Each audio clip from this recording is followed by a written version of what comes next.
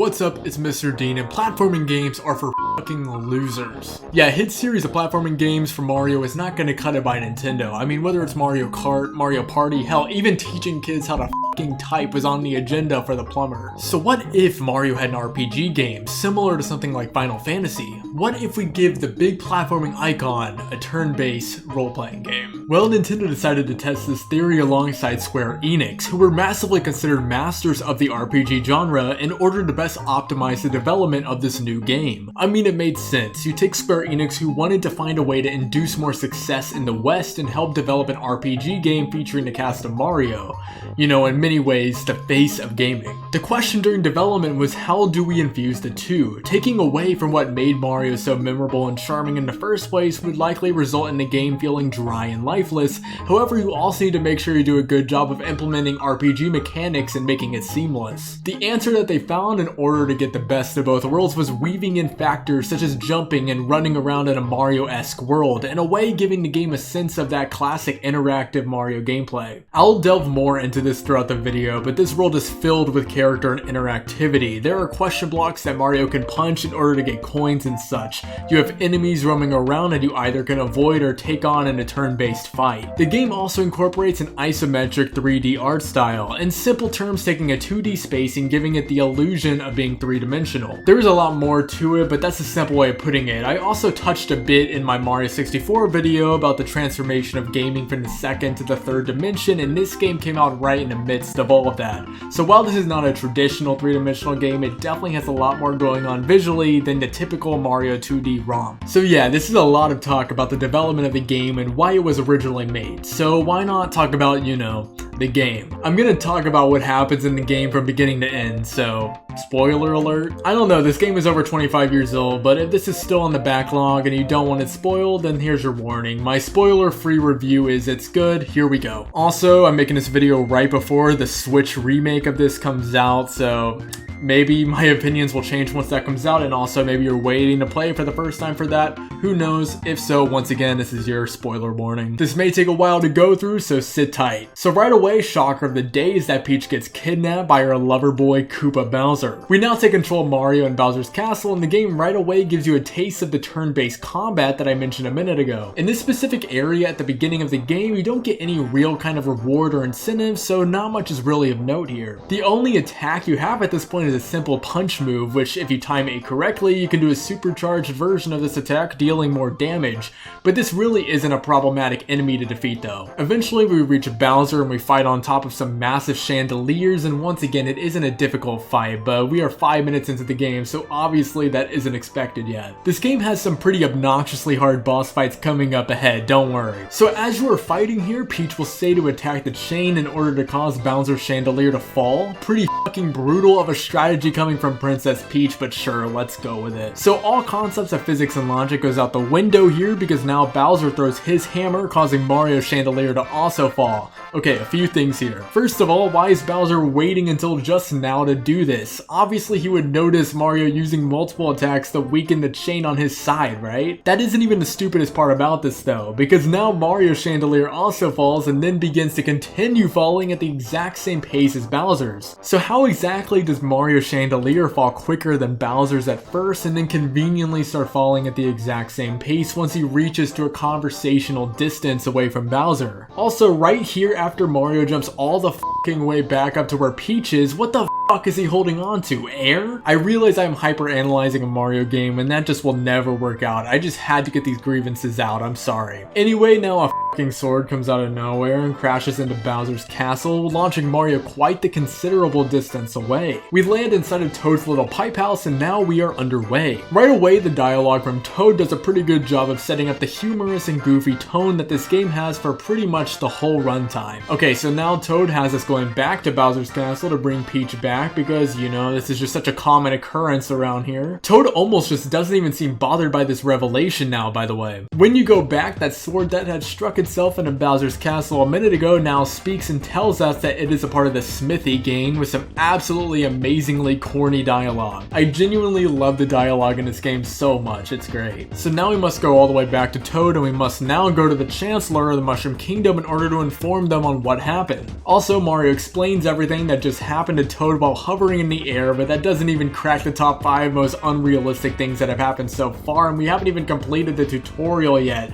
So yes, I'm just gonna go and shut up. So now we get to have our first taste of battling in this game, and for a first go around of a Mario RPG game, things feel pretty good here. You got 4 buttons, each allowing for a different action. Clicking A is your standard attack section, such as a simple punch. Pressing B allows you to either run away, which come on, we can't be doing that here on this channel, and defense. Pressing Y opens up our special attack window. Right now we can only do a jump, but that will grow over time. Doing these special attacks uses up FP, aka flower points, so yeah, they are more powerful and effective, but they also run on their own power. So you may be mid-fight and need to use a whole turn to refill your flower points in order to recharge your ability to use these moves. Everything here is extremely simple, so that even a non-RPG gamer like me can easily understand what is going on, and even this early on it just felt good battling. You have full control over whether you engage an enemy in battle, which if you have any plans of, you know, actually beating the game, I'd probably advise fighting as much as you can. See, this is because you level up through battling and getting points, and each time you do level up you get to choose between raising your power, HP, or special attack stats. So yeah, you can be cutesy and make a beeline for the end, but have fun doing 4 damage each attack against the final boss, which, spoiler alert, is not very friendly. Okay, so before we actually get on the Mushroom Way, Toad offers to teach us how to do timed attacks. Just simply press your corresponding attack button just before your attack lands on the enemy. That's the gist of it. Yeah, Toad could explain it, but I'm just a pro like that. But what's stupid about this is that Toad just tells this Goomba I know my timed attacks after I click yes, and the Goomba just runs away? Why am I even fighting anything at all if this is the case? Just go tell Smithy that I know timed attacks, since apparently all the enemies in the game are terrified of this. Anyway, proceed through the Mushroom Way area. I really like how you get some cool platforming, which actually felt relatively seamless. There were definitely times throughout the game where the depth perception was wonky, but here it was alright. You got these spinning flowers that can launch Mario in whatever direction he is facing, which was pretty fun. Eventually we reached the Hammer Bros, which is our first boss fight, kind of. I mean, I don't know if this is even really considered a boss because of how dumb it is, but the boss music plays, so I guess we'll go with it. Beat them, get this coin animation, which I really like. It plays after beating the bosses in this game, and it just gives me such a good sense of victory for some odd reason. And now it is time to go to the Mushroom Kingdom. Alright, so before we actually talk to the Chancellor, you may notice some shops around town. The one with the star is the inn where you can save and rest, and the one with the mushroom is where you can actually buy items. Items basically either can heal your health or FP, or you can also buy equipment that allows for more moves or increased stats or whatnot. So we go talk to the Chancellor, and Mario explains everything that happened and can shapeshift? So yeah, in this game Mario just kind of morphs into anything he pleases to explain things, and it's extremely funny. It's just like, how? Anyway, the Chancellor acts all surprised as if this isn't a weekly thing by this point, and after we tell him that it wasn't Bowser, we are now off. Before we are actually off though, this new character named Mallow gets mugged by a reptile named Croco, and Mallow is a frog? The game even makes a joke about how he just does not even remotely look like a frog, but you know what, we'll roll with it. So Mario decides to help Mallow out because of the good Samaritan he is. Yeah, so now this game has a B plot on top of the whole, you know, saving Peach and the entire kingdom thing. Yeah, sorry Peach, you can wait, this random frog needs our assistance. We make our way through Bandit's Way with just some absolutely devastating smack talk from Croco, like, you can't jump? I can't jump, I can shapeshift! Into you! I think I can jump, Croco, jeez. One thing I will go ahead and bring up regarding the battling, by the way, is that occasionally after taking out enemy, you may get something like your HP fully refilled or your power up or so on. I really like these little components as they add quite a bit of strategy. I may have a mushroom that can heal me up, but maybe I want to chance it and get an HP max boost mid-battle, saving me the usage of the item. I don't know, I just thought it was a nice little feature. During this stretch, we get our first chance to get a star. Hit this item box right here, and for a short duration you can hit any enemy and instantly get the XP points for it. Definitely a great way to level up quickly. Also, during this section I had my first encounter with our good old friend Gambling. So occasionally the game will give you the option of doubling your points by correctly identifying which egg has the right Yoshi. I mean, I'm not a loser, so I have to go for it every time. So Croco stops and calls us out for not being able to sneak up on him. multiple times. We have to do this multiple times for some reason, it's whatever. We fight Croco, which is a pretty simple fight, but spoiler alert, this isn't the last time we have to deal with this goofball. So now we return back to the Mushroom Kingdom after being instructed to, and upon returning it is under attack by Shy Guys on pogo sticks. After heading back to where we originally met with the Chancellor, we have to take on a weird sword thing named Mac. This feels like the first actual boss fight in the game. I mean, the previous 3 were really just glorified regular enemy fights. He is surrounded by 4 Shy Guys, so I found the most effective method to take out this boss was to first deal with these 4, typically by using Mallow's Thunderbolt ability. They do respawn, but it helps speed this fight up. Once you do beat him, we get our first star piece. So basically to beat the game we need to collect all 7 star pieces, so now we finally have our actual objective in play. Mallow has us heading over to Tadpole Pond to find out more info about this star piece we just got, and the Chancellor is just like, who the f are you? And Mallow says he's Mario's friend, and then the Chancellor is just like, okay. 0 security clearance in the Mushroom Kingdom in the midst of a world-ending catastrophe is such a Mario classic. We head over to the Kira sewer, which is just kind of like a little underground pipe maze. You just kind of feel your way around until you drain out all the water and then take this pipe down here, and then you start fighting this goofy looking thingy named Balome. I found this fight to be very easy, by the way. I just kept using Mario's super jump, which took it out. Now we get flooded away onto this river course where you collect coins, which is a fun little mini game, I guess. We get to Tadpole Pond, and for starters, we can meet with Toadofsky, which is quite the adorable name. He's basically just a composer, I guess, although his music knowledge seems to just be knowing do, re, mi, fa, sol, la, ti, do. Also, apparently, when you first get into this world, it won't let you play music on the tadpoles because they won't play for strangers. This makes literally no sense because 1, Mallow is with us, and that is like, you know, his home. 2, because the tadpoles seem to recognize Mario quite well over here where the game wants you to be at, so in what way are either of these characters strangers? Now we meet with Frogfucius, and a few things happen here. First off, we learn that Peach and Bowser are not at Bowser's castle where we saw Smithy. Not sure how Frogfucius just knows this, but I won't question it. More importantly though, we learn that Mallow isn't a frog. No fucking way. Yeah, so apparently Frogfucius just found Mallow in a basket and felt bad, so he kept him. This actually made me feel bad for Mallow, and for a rare time in a Mario game, kind of care about the story. When I had played this for the first time, I didn't know who or what Mallow was after this, so it was kind of exciting to continue playing and learn all this. Also, when Frogfucius first asked Mallow to join us on our adventure, he seems genuinely shocked that this isn't just a temporary thing. Wow, fake as Mallow. Now we must head towards Rosetown, which in order to get there we go through Roseway. Roseway is relatively straightforward, however we do have a good example of the sometimes questionable platforming and depth perception that can be present in this game with this specific little moving platform section. Also we run into Bowser and his little Koopa troop, as the game calls it, as they are about to make their way towards Bowser's Keep. Once we do get to Rosetown, everything seems to just be off and in ruins, so naturally you head to the inn, as this is probably a good place to save your game, right? Well, the game does let you save, but not as mundanely as you might have expected. You meet with this little toad playing with some toys. Aw, that's so cute, you say?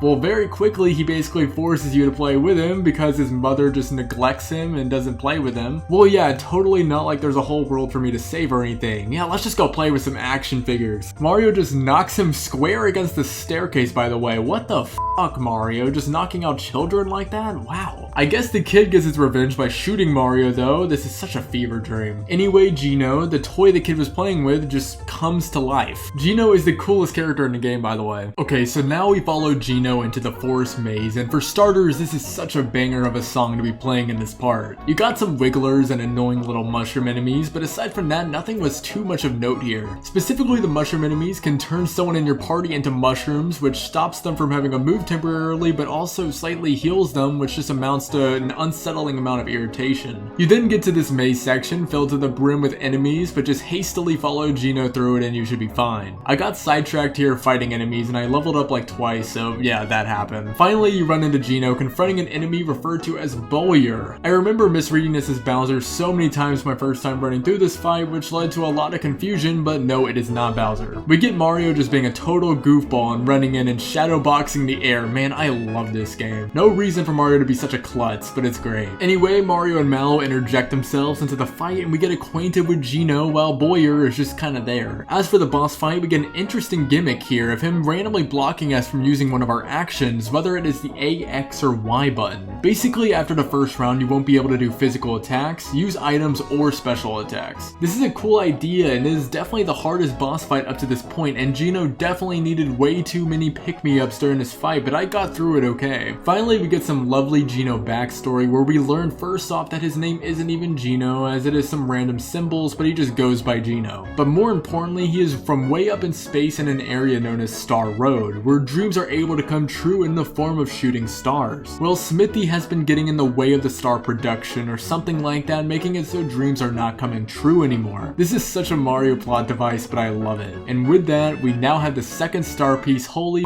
we are not even halfway done, let's pick up the pace. Okay, now we gotta head on over to a dandy old place called Moleville where we run into Bowser, and I love how self-conscious he is with his dialogue. We don't actually run into him, we just kinda eavesdrop on him, but he cares about his reputation in regards to Mario knowing that his castle was overtaken by Smithy, but like, wasn't your reputation kinda gone after your several dozen failed attempts at kidnapping Peach? Anyway, we go into these mines and we hear that a star crashed into here and we need to save some kids that were playing it or something like that, I don't know. Well, the star piece is what really matters, so like, yeah, I'll help. They don't have to know that the only reason I'm here is a star piece though. One thing I will say about these mines is specifically the pink demon pig looking enemy is really disturbing.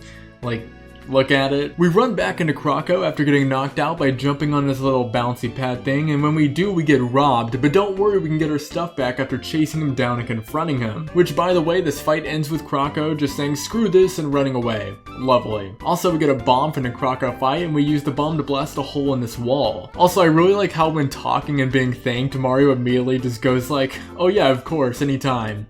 So about the star piece. Like you thought I was over-exaggerating, no, Mario cares about nothing but getting a star piece. Any of these kids that he is saving in these towns just appear to be nothing more than pawns in his game. Yeah, it's to save the world, whatever. Mario is about to crash land into the same people he is saving's roof with no regard for their or their kids' safety, by the way.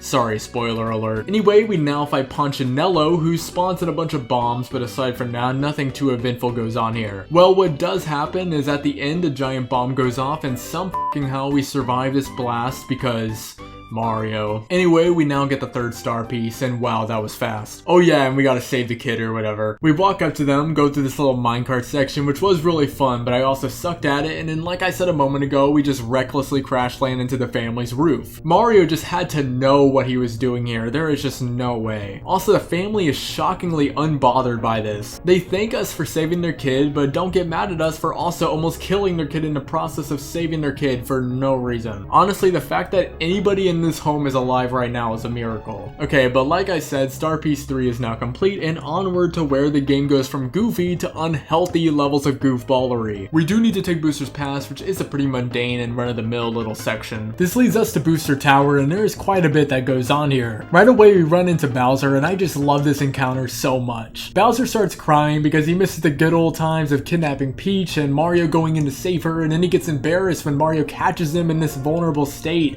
And there's even this cliche moment here of Bowser practicing what he's gonna say to sound as cool and intimidating as possible. Anyway, Peach hears us from the top of the tower, and yeah, whatever, it's Mario. I guess I just need to accept that these insane moments are plausible. Bowser runs away, and we just need to re-enter the same area to have him running back to us, and he just casually breaks down the locked door leading to the castle. Yeah, well, this isn't the last Bowser we will see in this game, as now he gives us the prestigious honor of joining the Koopa Troop, or let's be honest, Bowser is the one joining us, but whatever, I'll let his ego rise up. So now we have over 3 people in our party, which means you have the ability to switch characters out depending on your preference, as you can only fight with 3 at a time. Each character specializes in different things, so this really does just come down to playstyle. For instance, Bowser acts more as a tank, containing more health and physical power, whereas Mallow has strong special abilities. Also, it should be noted that you don't need to actively have a character in your party in order to level them up. Alright, Booster Tower time. You will immediately notice this ominous and mysterious figure, so naturally you decide why not, let's chase this thing down. Eventually we run into him riding on this train in the air, and he introduces himself as Booster and says that this tower is normally used for amusement, but since a girl fell onto his lap, i.e. Peach, he is preoccupied since I suppose this is the only attention Booster gets from women or something like that, I don't know. There is this one room that turned Mario into an 8-bit version of himself temporarily, and I didn't really know what to do when it ran out. I don't know, I just thought it was really cool. Also, I want to bring up the enemies that are present here because they are fucking annoying. First off are what are called raw bombs, which behave kind of like ball bombs where they decide to run up to one of your characters and blow up in front of them, and if it is Geno, then it does a ton of damage. Apparently Geno is just allergic to good defense or something, man. It is just pathetic here. Also, the orb users are the red rod looking things, and they deceptively have very high defense. I say deceptively because they also don't have a ton of health. It's just that your attacks do so little damage that it makes you feel extra weak while fighting it. Now we eventually get to this room with coins and frog coins everywhere, which is nice, but you constantly run into blue fireballs, which are so obnoxious to fight, specifically because they always go first. Then we run back into Booster, who says that Peach keeps on talking about this guy named Mario, and then I guess the epiphany hits him that maybe this guy that he is talking to is Mario. Alright, now we get to where Booster Tower just becomes so ridiculous. So we find Peach outside, but the door is locked, and now we hear Booster coming back up, so we have to hide behind these curtains, right? Well, Booster starts practicing his wedding ceremony when he realizes he doesn't have his Mario doll, so he has his little henchman go and look for it behind these curtains. Well, the problem is that you are behind said curtains, so you need to run around in order to make sure they don't open up the one in front of you. Now, of course, realistically, they would just open all four one by one and keep them open, but Logic and Mario aren't compatible with one another, and plus, that'd be less fun. Honestly, I love this part because it isn't too hard or anything, but you definitely need to be paying attention, especially when all three come out and open them, meaning you only have one little slot to hide behind. I also really like when they bump into each other with the music playing. It is really adorable. Anyway, Booster finally opens up the one in front of us and then thanks us when we knock the Mario plushie down. Yeah, sure, there's a clear intruder here who looks exactly like Mario, you know, the guy trying to save Peach, but here, take some gear you can use to defeat me and foil my plans. Now, once we get outside, we gotta face off a Knife Guy and Crate Guy, very creative names, and this fight is once again very easy. My game plan was to just attack with Mario and Geno and use Mallow to utilize HP rain and refill whoever was low on health. Now we have to quickly follow Booster and Peach up this hill, and man, right here is where it really set in how dark what is going on really is. The game kind of coats the whole girl being forced to marry the creepy guy with a bunch of silly stuff, but man, it really makes you want to take out Booster. I mean, I guess it's the plot of every Mario game, but still, Booster is just extra deranged and strange that it really makes me want to save Peach. Anyway, this little section has us only being able to go left and right with Sniffets chasing us and jumping on barrels being our only way to really gain ground on them,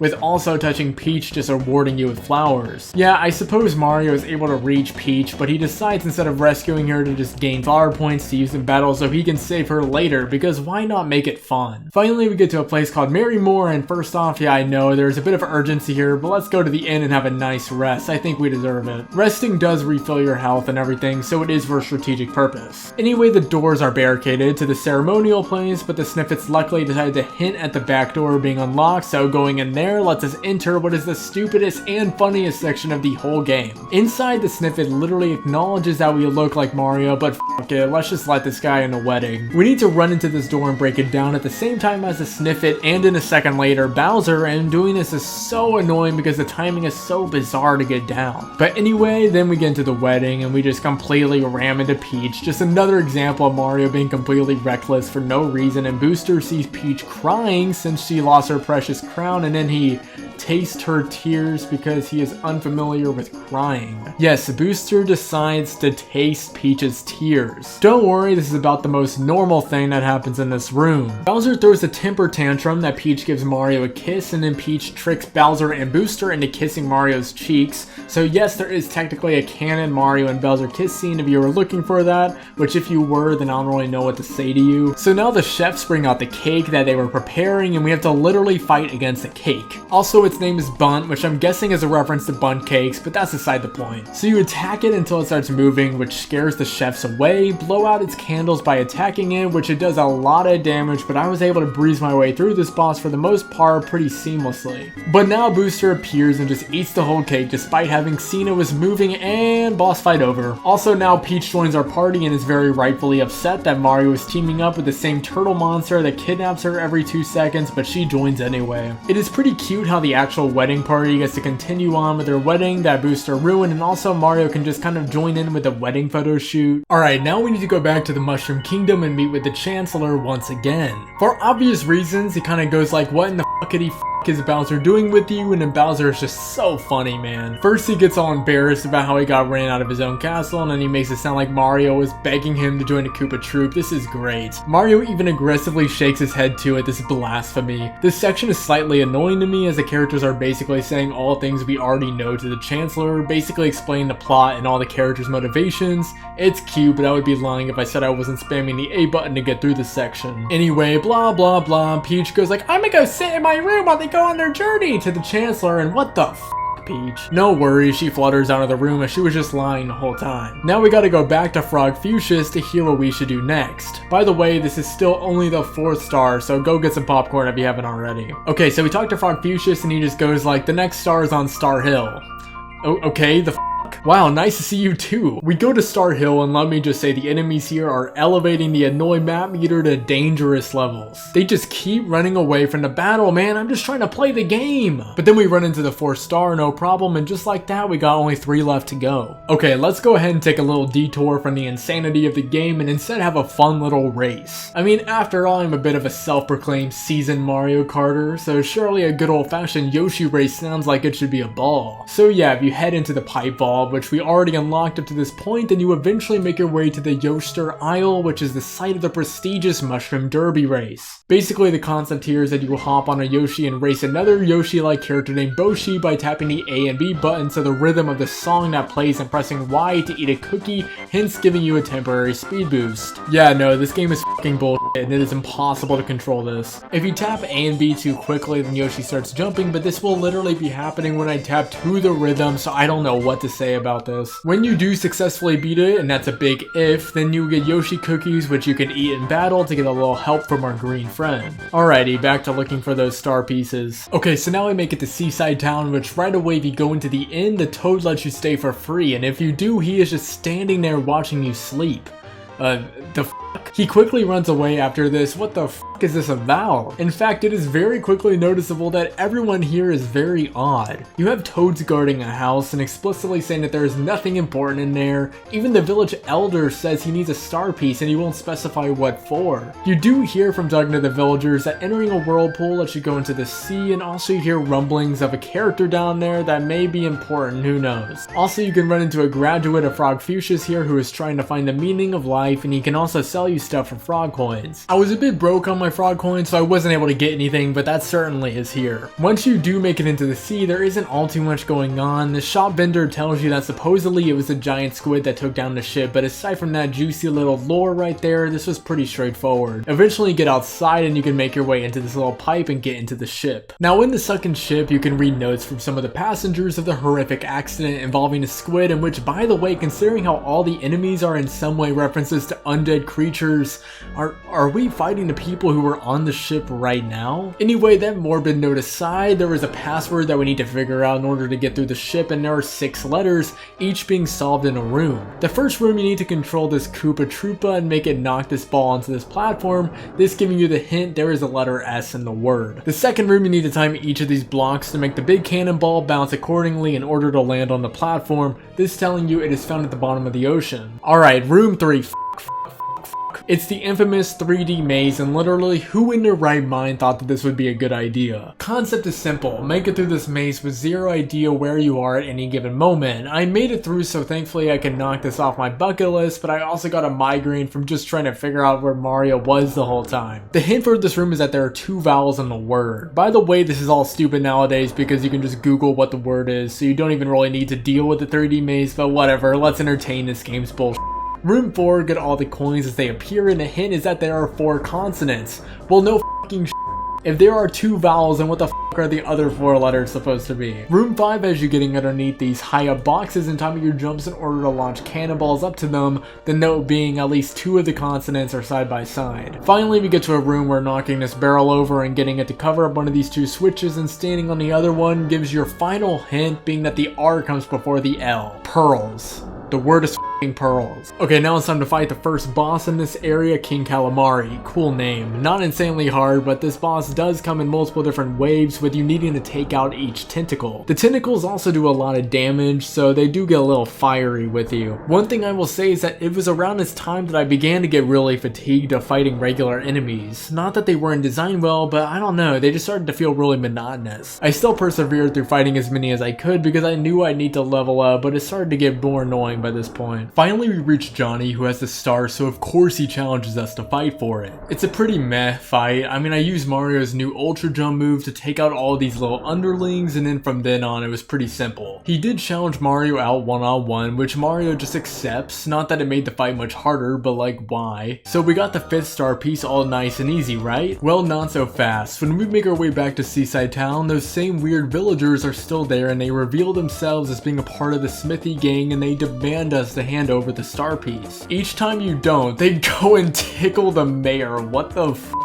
Eventually, you just kind of have to hand it over, but our boy Johnny got her back when they try to run away, so now it's time for yet another boss fight for the star piece. This time it is Yaridovich, and this boss fight is pretty infamous for being very difficult. Yes, it does a ton of damage, but I was weirdly able to make it through this fight pretty painlessly. Really, I just used Geno boosts on everyone to boost their power and defense, and used Peach to constantly heal everyone, and that basically did the job. Once you do take out Yaridovich, we do for real have the 5th star piece. Okay, so after talking to the real mayor, we get advised to go to a place called Land's End for the 6th star piece. As the name suggests, this is supposed to be the edge of the whole world. Not much eventful happens in this intro area, however you do get to do this little challenge which has you jumping on platforms and dodging bullet bills. There is an entry fee for 5 coins and 3 different levels, with the highest and hardest one rewarding you a frog coin for making it across. Yeah, this is so broken for farming frog coins, especially once you get the hang of it. You can also double or nothing it twice, which hastens the process up quite a bit. Then you get to this quicksand area where you just take out the monster, and then you go into the quicksand, which eventually leads you into this fiery cave section. Going through this takes you into Balome Temple, where we get the pleasure of fighting Balome again. Balome is even creepier this time too, because he eats your party members and clones them to fight against you. This then leads us into Monstro Town, where there are a few goofy little things that goes on here. First off, you can duel with a sensei named Jinx, and if you beat him 3 times, then you get a really gnarly belt. Awesome. I didn't make it that far because it gets really hard, but that's there. Also, if you sleep in this bed, then these 3 goofballs come and say that they hid 3 flags throughout the world. They don't tell you exactly where, but I'll just go ahead and spoil the surprise, as they are in Mario's pad, Rose Town, and in the Yoshi race arena. Doing this awards you with the Ghost Medal, which halves damage taken from attacks. Now if you talk to the mayor of Monstro Town, then he basically tells you to scale the mountain to get to where the next star piece is, and he calls upon these paratroopers to help you get the job done. Now we make our way through Bean Valley, where we eventually reach a boss fight against this piranha plant, which is unironically probably the hardest boss fight up to this point, at least for me. This is specifically because whenever you reach this big piranha plant, it starts turning everyone in your party into mushrooms over and over again, which definitely made me want to scream just a couple times. When you do beat it though, we get this little beanstalk to grow by hitting this block, and off we go to Nimbus Land. This is probably this game at its worst when it comes to platforming, because controlling Mario on these beanstalks is just impossible. So now we make it to Nimbus Land, and interestingly, the prince of Nimbus Land's name is Mallow, as we come to learn. Well, Mallow decides to stop us, go like, oh yeah, that's weird that his name is Mallow too, and then he gets mad at us because we need to be focused on locating the star pieces. Okay, Mallow. So if we stand at the statue, then we learn that Mallow really is the prince, which gives us the proper Mallow backstory we wanted so badly, and also raises the question of what is really going on inside this castle. See, a second ago, Valentino was talking about how King Nimbus's condition was growing worse and worse as the supposedly Prince Mallow walked out and looked nothing like the Mallow we know and love. We pose to the statue thanks to the work of my good old pal Garo, and we do this to sneak our way into the castle. The poser named Dodo walks out to test that the statues are real, which is not good for us. Similarly to hiding behind the curtain thing back at Booster Tower, we need to jump to avoid getting pecked, which was so stressful. I didn't even successfully pull this off because of how erratic Dodo's movements were. If you do get caught, you just fight him though, no biggie. You then make your way through the castle, get the key from this room, and now we fight Birdo in this room, which was pretty mundane, and then after chasing down Valentina and Dodo for a while, we confront them outside the castle. Dodo singles Geno out, at least he did for me, which I will admit their attacks did get a little strong here. But of course I ended up prevailing. We get to meet Mallow's parents, and his dad keeps on begging every character for their autograph, and I hate this part. Just like before, it's just Mallow saying everyone's names and it takes its sweet time doing this. Anyway, then we go to the hot spring area and then there's just an unguarded ledge that leads into the volcano. How lovely. Once you get in, you just kind of run through these sections. There are a couple massive enemies that are kind of terrifying, but nothing I couldn't handle. There is even a nice little item shop hosted by a wonderful lad named Pinocchio. Eventually you get the pleasure of fighting the Tsar Dragon, which has so much health it isn't even funny, but once again I was able to beat it on my first go around. And just when you think you got the 6th star, a group called the Axem Rangers takes it. Oh, for f***'s sake. The Axem Rangers, holy sh**. This is so random, but I love it. They're also reaching very high and unthought of levels of corniness. Red Axem Ranger literally goes like, "We live for evil!" Like, shut the f*** up, you fucking loser. This fight is pretty hard, all things considered. I mean, I remember my first time playing this game, me needing like 10 attempts. Specifically, the Yellow Ranger does like 100 plus damage, which is so much fun to deal with. But when you do beat them, you finally get that 6th star piece, and wow, we have come this far, only one left to go. Alright, now before we hit star piece 7, just a little pro tip is to go back to Moleville, talk to the blue guy in the item shop, and decline his first 2 offers, and when he tries to sell you the metal plate for 300 coins, say yes. In reality, it is the strongest weapon in the game for Peach. Nice. Alright, now we gotta go back to Nimbus Land and inform Mallow's parents that we got the 6th star piece, and now they say we need to go to Bowser's Keep, and the way to do it is by taking a royal bus. Okay, so eventually in Bowser's Keep, we make it to this area with 6 doors, which is the literal bane of my existence. 2 of these are platforming rooms, which given how wacky the platforming in this non-platforming game can be, this was not exactly the most joyous experience of my life. 2 of the rooms are battling rooms, and the other 2 are puzzle rooms, which were definitely less annoying. I'm not even good at puzzles, so this says a lot. Whether it was ball solitaire or hitting the switches in order to make all them go away, it was pretty fun to use my brain to figure it all out. Now, as for the other puzzle room, a bit of a different story. First, you got a quiz, and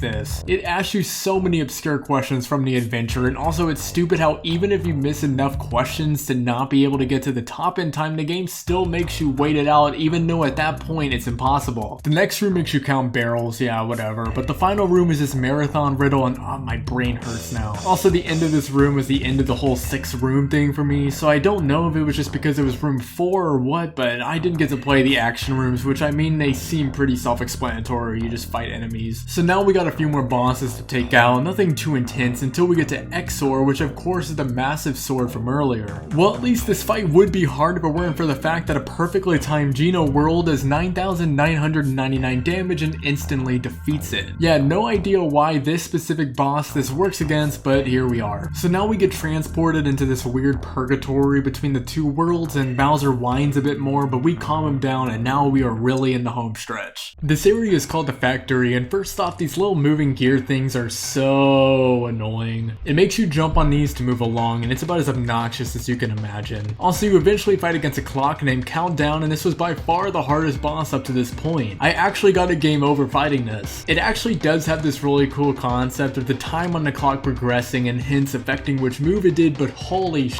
were its attacks effective. One thing I do like about this whole section is that there are these statue-like recreations of previous enemies and bosses, and fighting them is a very easy method to quickly level up if you still need to do that. The rest of the road to Smithy kind of feels like a glorified boss rush. You fight his manager and his clerk and all that as they are trying to regroup to take over the world, which of course they won't make it past us. Eventually though, we do make it to Smithy, and holy fucking shit, does this game make you earn that completion. This is such a difficult final boss, it isn't even funny. At first it's pretty simple. Take out this pipe to avoid other enemies from spawning in, and make Smithy get real angry and pound the floor a few times and make you fall down into this underworld looking area. Yeah, well, here on out he keeps on changing forms, and he has so much health it isn't even funny. But then eventually, if you do prevail and beat the boss, the feeling you get for overcoming it is so worth everything. You get this real nice credit roll music and even a cute little thank you screen at the end. You see footage of the previous areas you had to traverse, and I just love this ending, man. Alright, so I know this was a very long deep dive into Super Mario RPG. I mean, we basically went over the entire game. There are still other side quests and things to do in the game that I didn't even bring up. There's literally a whole other boss named Kulex in Monstro Town, which is supposed to resemble a Final Fantasy boss. I'm not the completionist, so I didn't do all that, but I can assure you there's a ton of stuff to keep you occupied throughout the entire game. Now, as for how how this game works as like the godfather for the rest of the Mario RPG games, I mean it stacks up pretty nicely. Whether we are talking about Paper Mario or Mario and Luigi, I absolutely would put this game up there in quality and fun. The things that made those games so memorable, from the wacky stories to the fun writing and battling mechanics, were all here, which made me appreciate the game that much more. Also, like I said way back at the beginning of the video, Nintendo is dropping a remake of this game for the Switch in about 3 months as of the time I'm writing this, which it should be really exciting to see whether the magic that was present in the original game is still there. Well, if you made it all the way through this juggernaut of a video, I really appreciate it because this took a lot of time to produce, and well, as always,